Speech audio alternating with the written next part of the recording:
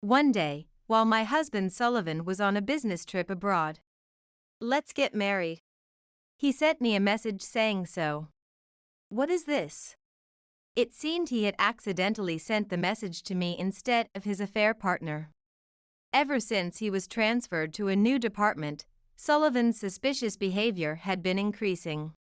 He never cared about skincare, but suddenly, "This lotion is supposed to be good." I had thought it was strange, and now it seemed that Sullivan, who never helped with childcare or housework, had been busy with an affair. How foolish can this man be? Then, the message was immediately deleted. Sullivan must have realized his mistake and hurried to delete it.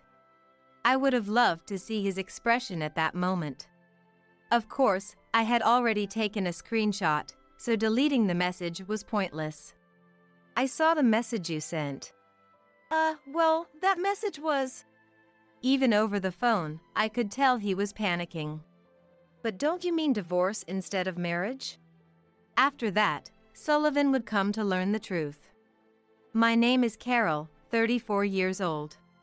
I've been married to Sullivan for 8 years, and we have a daughter named Mariah who is in 2nd grade. I met Sullivan through a friend. When my friend showed me a picture of Sullivan for the first time, I thought he was my type, and I asked my friend to introduce us. Thick eyebrows, a high nose, and tanned skin. I liked people with strong features. With my friend's support, I got a chance to have dinner with Sullivan, and we hit it off, quickly starting a relationship. Our relationship was smooth, and a year into dating, I found out I was pregnant. "We're having a baby, so why don't we get married?" Sullivan said. "Of course. I look forward to it," I replied. And so, we got married. It wasn't a romantic proposal, but I was still happy about Sullivan's proposal. I used to work as a web designer before getting pregnant, but my morning sickness was so severe that I decided to quit my job, not wanting to inconvenience my colleagues any further. When I reported my resignation to my boss, "It's really sad to lose such a talented person like you, but your health comes first. Have a safe delivery. And if you ever want to come back, just let us know," she said. I felt grateful to have worked in such a supportive environment, but I decided to focus on my pregnancy. And soon, I safely gave birth to a baby girl. We named her Mariah. For a while, I didn't look for work and devoted myself to being a housewife, focusing on household chores and raising Mariah. But honestly, living solely on Sullivan's salary was challenging. So, when Mariah started kindergarten, I began working part-time at a supermarket. However, having not worked since giving birth to Mariah, I quickly became mentally exhausted. Moreover, since Mariah was still young. "Mariah has a fever, please come and pick her up." The kindergarten often called me, which made me feel very sorry towards my colleagues. To make matters worse, Sullivan's lack of understanding of housework and childcare was hard to bear. "Wow, what is this meat? It's too tough. I can't eat this. Sorry, but I'm throwing it away." Although he seemed apologetic, Sullivan would still casually throw away the meal I had made despite being busy. Sure, it might have been a bit tougher than usual. But saying it was inedible was too much. With housework, work, and childcare, I wished he could cut me some slack. There are other instances, too. "You know, the bathroom floor was a bit dirty. Could you clean it up? It doesn't have to be today, tomorrow is fine." He said this with a smile. If he noticed, why didn't he just clean it himself? This attitude extended to our parenting responsibilities as well. "When it comes to Mariah, should we choose a private preschool or the nearby public one?" I asked Sullivan. I'm not really sure, Carol, you should decide." All decisions about parenting were left entirely to me. Sullivan never thought of himself as being inconsiderate. In his mind, he probably believed he was being kind. Indeed, Sullivan's tone was always gentle, and he wasn't the type to force his will on others. Both Sullivan and I had calm personalities, so we never had major arguments while dating. That's why I never noticed this side of him until we got married. It only became apparent after we started living together. I first realized it when I cooked a homemade meal for Sullivan. "Wow, this is delicious. I didn't know you could cook, Carol. Thanks for the meal," he said, smiling, while casually leaving his plate on the table and stretching out on the couch. What? He's not even going to take his plate to the sink? I was a bit shocked. "Hey, could you at least take your plate to the kitchen?" I said without thinking. To my surprise, Sullivan looked shocked too. From his reaction, I realized he never did anything at home growing up. When I asked him to carry his plate, he was surprised, but, "Oh, sure, I'll take it," he responded immediately. Since then, if I remind him, he does what I ask, but he never acts on his own. When I was about to return to work, "I'm going back to work, so I need you to help out more with childcare and housework," I had warned him, but it seemed Sullivan had already forgotten. "I'm home." When he got back, he tossed his coat onto the sofa and started taking off his socks and shirt while walking. It was like he was leaving a breadcrumb trail of his belongings. Sullivan was worse at picking up after himself than Mariah, who was in preschool. Mariah would often scold him. "Dad, you can't just leave your stuff here." Seeing this was a regular sight in our home. "Sorry, Mariah." When Mariah scolded him, Sullivan would start tidying up, but I couldn't tell if he was truly remorseful. When Sullivan came home, I felt like another big kid had returned, which left me feeling drained. Even so, with both Mariah and I constantly reminding him, we managed to get by as a family of 3. Despite being disappointed in Sullivan's lack of cooperation, I told myself this was just part of marriage. Time flew by, and Mariah entered 2nd grade. Sullivan and I turned 34. Without more calls from the preschool, things with Mariah calmed down, so I started a side job in addition to my part-time work. I wanted to get back into web design, my previous career, so I searched online and managed to increase my income a bit. I believed that we could continue to cooperate and lead a simple, everyday life. One day, "I got transferred starting in April," Sullivan told me. Sullivan works in the accounting department at the headquarters of a plumbing fixtures manufacturer. Sullivan's company has always had nationwide transfers. Department and branch transfers are not uncommon. So, while I knew this day could come, I was still surprised when it actually happened. "What? Does the transfer mean we have to move?" "No, actually, my job at headquarters will stay the same. I'll be transferring to the business development department. It's a new department starting in April." "Is that so?" That's a relief. I was a bit shocked. "Yeah, me too." When the manager told me about the personnel announcement, I thought I'd finally have to relocate and was prepared for a solo transfer. Sullivan laughed. I thought we'd be able to continue living together as usual, but it was around 6 months after Sullivan's transfer that his return home suddenly started to be very late. "Another late night at work today. I'll be home late," Sullivan would tell me before leaving for work. "You've been really busy lately." "Yeah. Since the department is new, we're figuring things out as we go, so it takes a lot of time." "I see. Just don't push yourself too hard." "Yeah, thanks. I'm off." It's natural that starting something new takes time to get organized. I naively thought things would settle down soon. However, no matter how much time passed, the overtime didn't decrease. On top of that, he started going on more business trips, and there were even weekends when he didn't come home.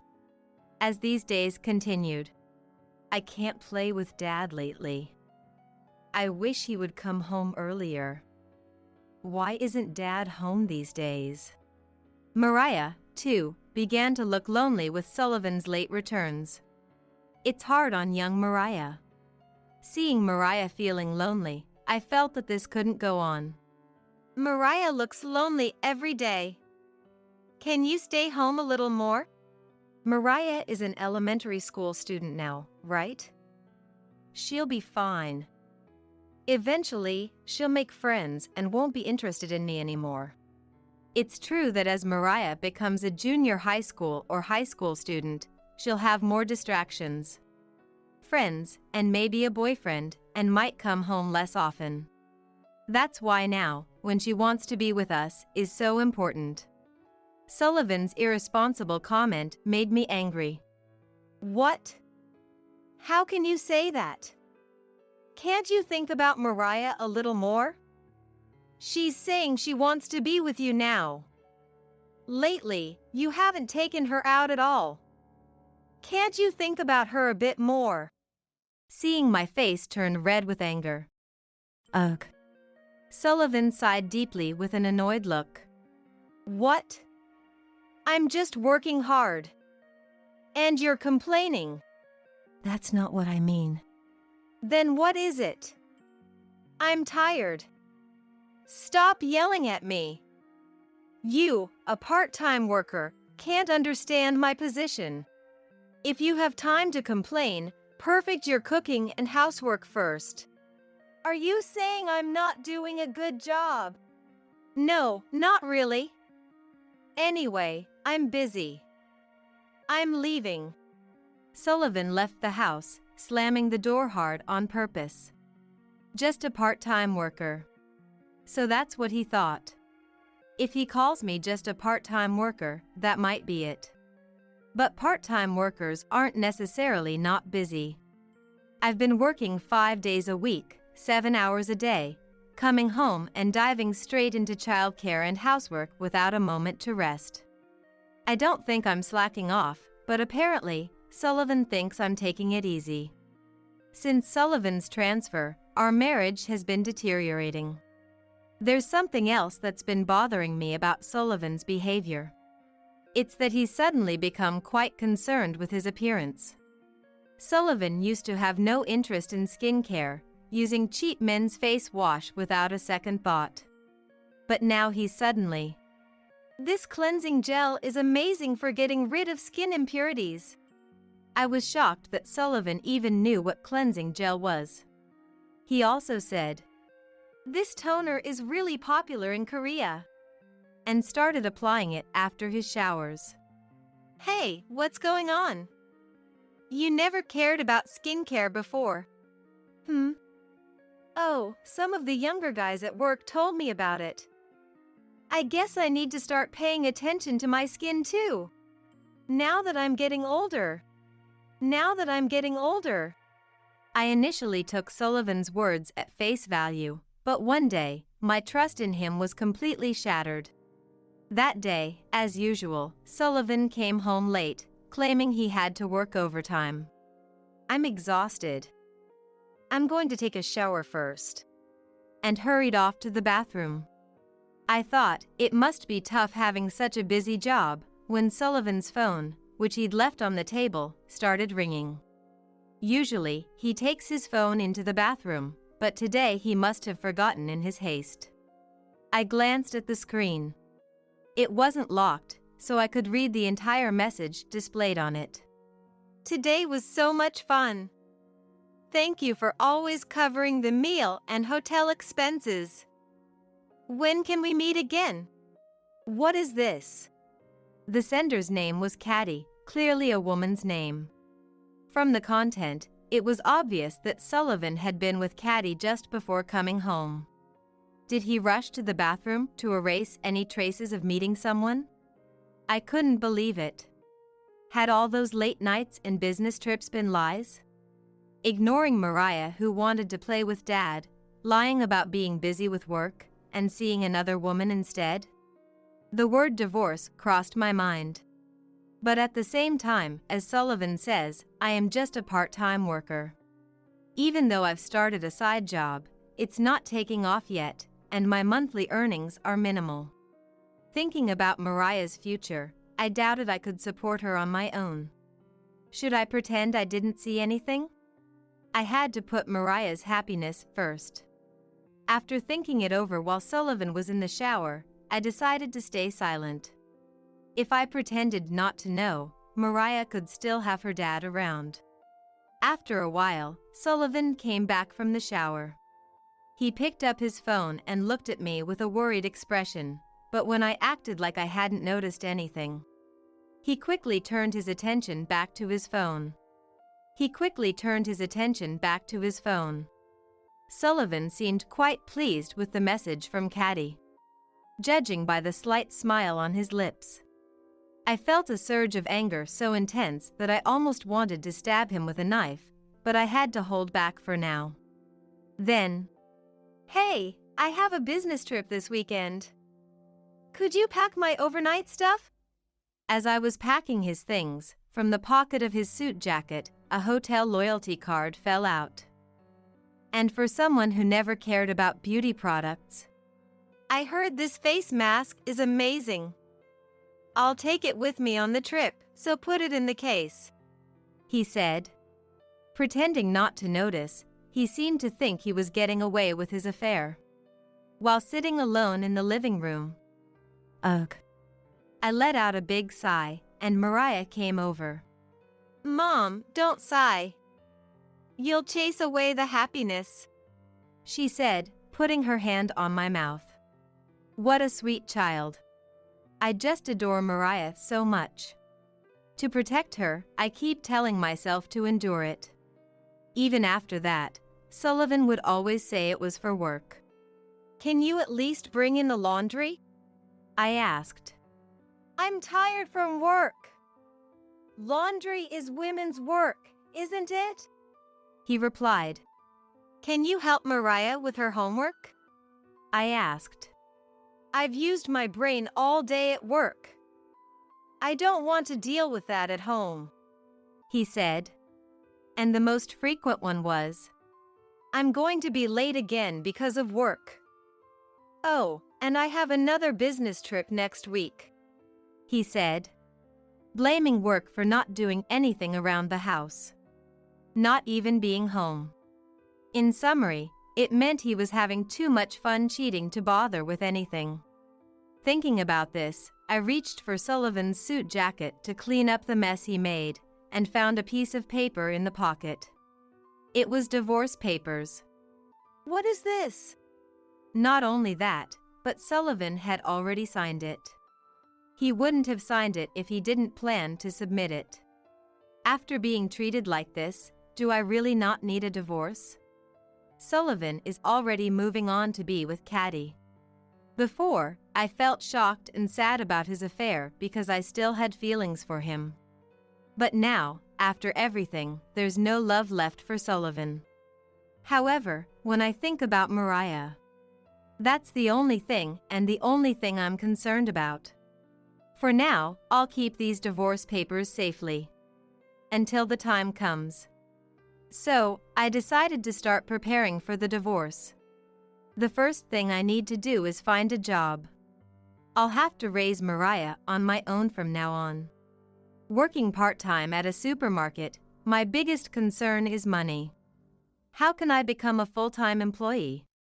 Where should I work? Then, I thought of someone who could be a strong ally. My former boss. She was a single mother named Jody. I knew she raised 2 kids while working. I thought she might understand my situation.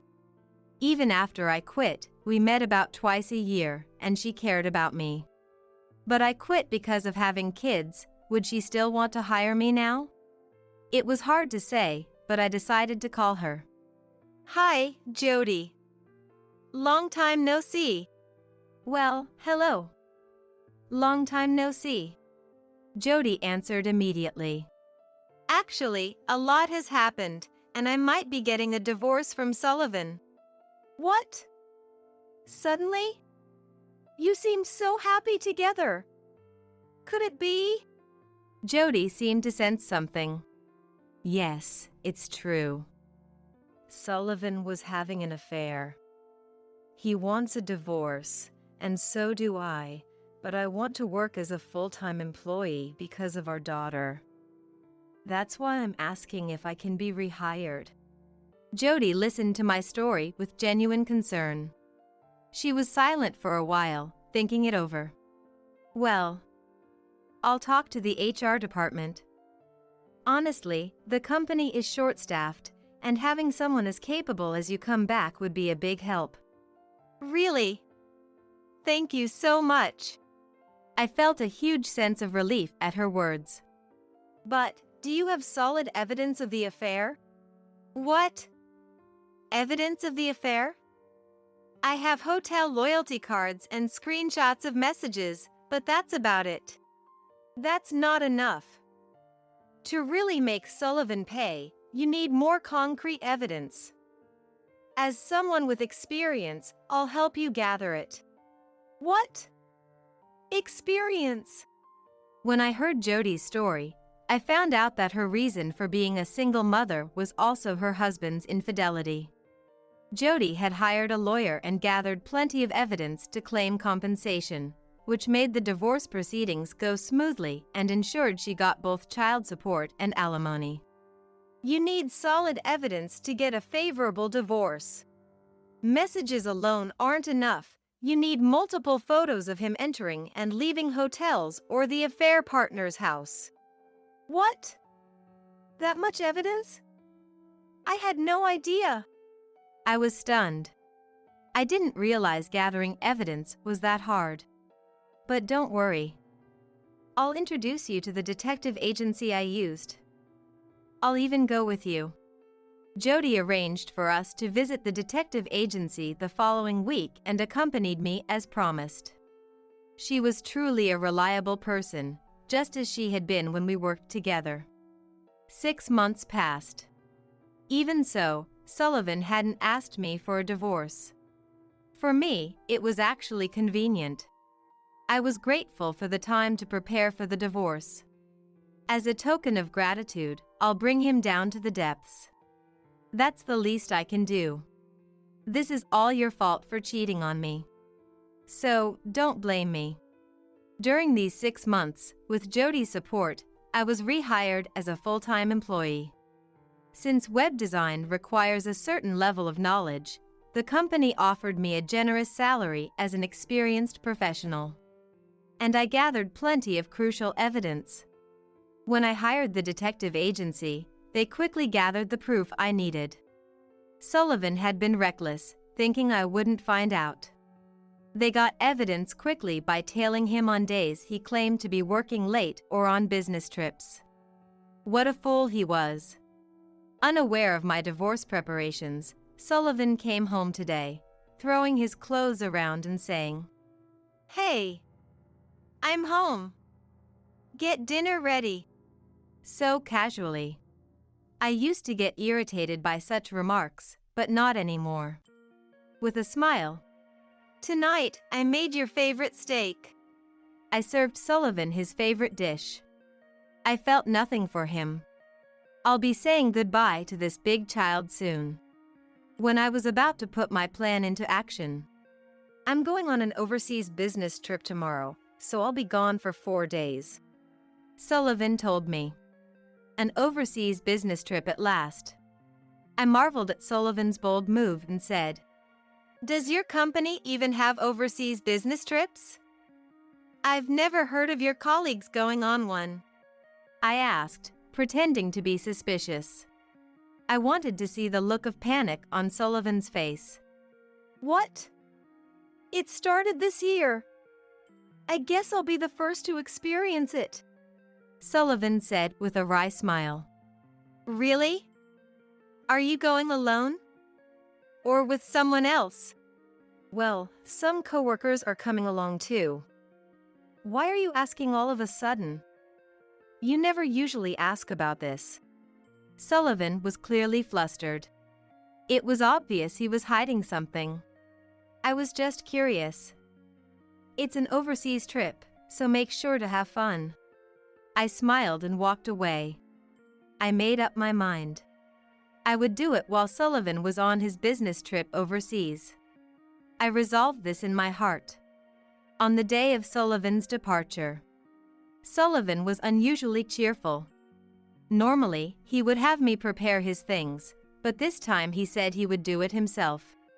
I was convinced he was planning to take time off work and go on a trip with Caddy. This is the perfect chance. I'll definitely divorce him today. About 2 hours after Sullivan left the house, the doorbell rang.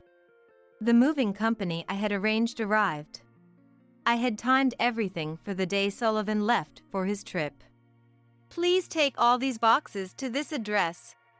I planned to move all of my and Mariah's belongings to my parents' house. I had already explained everything to my parents. When I told them, I'm getting a divorce. He cheated on me. They were quite shocked. But when they learned I had changed jobs and hired a detective to gather evidence, they understood my resolve. Nick, my dad said, if that's the case, come live with us. We'll take care of Mariah. Fortunately, my parents' house wasn't far from ours, so Mariah wouldn't have to change schools. I decided to lean on my parents and live with them. Of course, my parents were already aware that we would be moving today. While I was coordinating with the movers, Mariah was with my parents. We didn't have much stuff, so the move was completed in a day. The next day, we started organizing and settling into my parents' house. Mariah seemed happy to live with her grandparents. This is going to be fun, she said, which was a relief. And girls are amazing. Even without me saying anything, Mariah tidied up and helped clean the rooms. I was amazed every day at how much she had grown. I had also told Mariah that we would be living apart from Sullivan. Are you going to be okay without Dad? Won't you be lonely? I asked her. Not at all. Dad doesn't love me. No matter how much I ask, he never spends time with me. I don't like Dad, she said. What kind of dad makes his daughter say something like that? Mariah's words strengthened my resolve to get divorced even more. After getting everything ready, Sullivan's return date came in no time. When will you be back? I texted Sullivan and waited for his response. But no matter how much time passed, there was no reply. I thought it was strange and kept waiting patiently when I noticed a notification sound from my mobile phone. Is it from Sullivan? I pulled my phone out of my pocket and looked at the screen to see a shocking message. Seeing the content. What? I couldn't help but shout. A message. That was really fun. This trip to Hawaii felt like our honeymoon. Once everything settles down, let's get married. From Sullivan arrived. By everything settles down, did he mean once my divorce is finalized? How stupid can this guy be? To send a message meant for his girlfriend to me, the one person he shouldn't have sent it to, it's just too funny. I couldn't help but laugh at his idiocy. Then, the message was quickly deleted. Sullivan must have realized his mistake and hurriedly deleted it. I wish I could have seen the look on his face. Of course, I had already taken a screenshot, so it doesn't matter if he deleted the message. I immediately called Sullivan. Hey, I got a message saying let's get married even though I'm already married. What does that mean? Sullivan. You saw that? Stammered. Yes, I saw it clearly. But it's strange. Don't you mean to say let's get divorced instead? What? How was the affair trip? Did you enjoy spending time with your mistress while lying to your family? Well, that is... Sullivan stumbled over his words, clearly flustered by my questions. At this point, the answer was obvious.